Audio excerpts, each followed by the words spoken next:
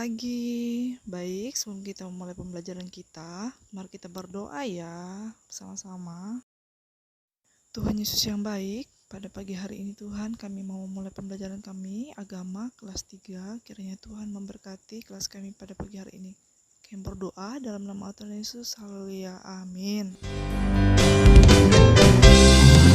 Kasih itu memaafkan, kasih itu tak pernah dendam, kasih pun kesalahan orang, kasih itu memaafkan.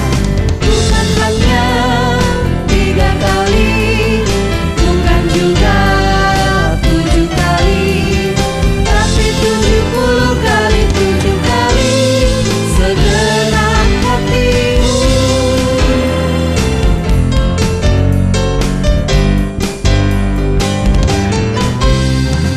Kasih itu memaafkan, kasih itu tak pernah rendah, kasih pun kesalahan orang, kasih itu memaafkan.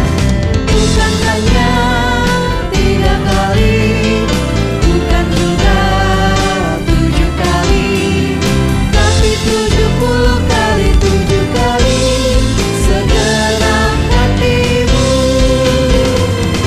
Bukan hanya 3 kali, bukan juga 7 kali, tapi 70 kali 7 kali segenap hatimu. Segenap hatimu, segenap hatimu.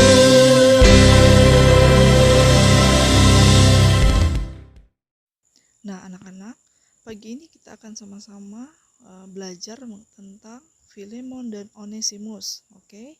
Nah, mari kita simak dan kita perhatikan video cerita berikut ini. Anak-anak, ini adalah Bapak Filemon. Bapak Filemon seorang yang kaya.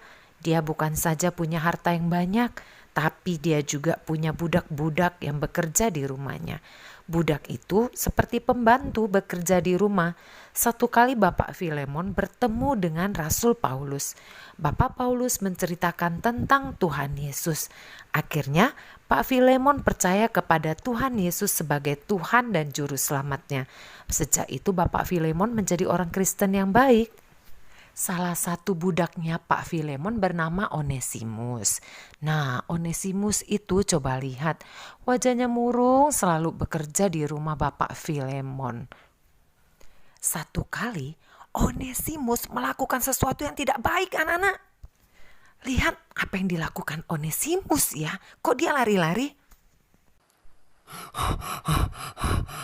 Mudah-mudahan tidak ada yang lihat. Aku melarikan diri dari rumah Bapak Filemon. Sebenarnya kalau budak itu nggak boleh melarikan diri.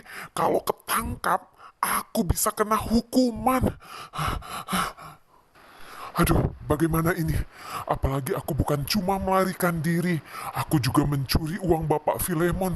Aduh, bagaimana ya? Aku harus pergi ke tempat yang jauh supaya tidak tertangkap dan tidak ketahuan. Aku harus pergi ke daerah Roma. Anak-anak, puji Tuhan, di Roma Onesimus bertemu dengan Rasul Paulus. Lalu Bapak Paulus menceritakan tentang Tuhan Yesus kepada Onesimus.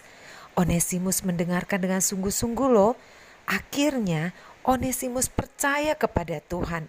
Dia bertobat, dia menyesali perbuatannya, dan dia mau menjadi anak Tuhan yang baik.